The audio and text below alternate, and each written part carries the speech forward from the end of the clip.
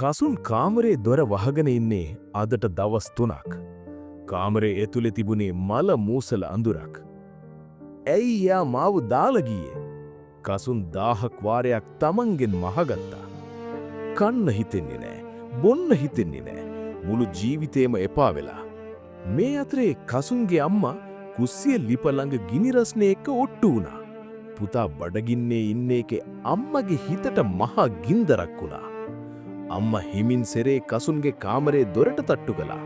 පුතේ, දොර අරින්නකෝ. පොඩ්ඩක් කමු නේද? මට ඉපා අම්මේ. මට බඩගිනි නෑ. මට කරදර නොකර යන්නකෝ. ඒත් අම්මා ගියේ නෑ.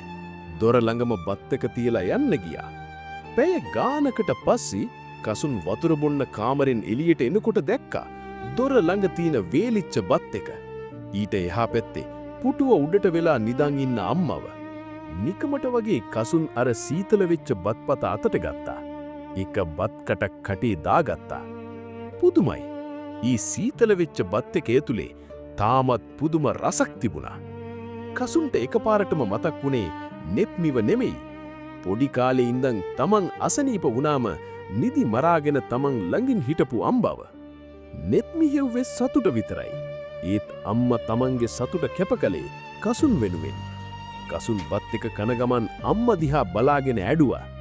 එයාට තේරුණා ජීවිතේ යථාර්ථය. ඒ නිසා යාළුවනේ, මේක හොඳට මතක තියාගන්න.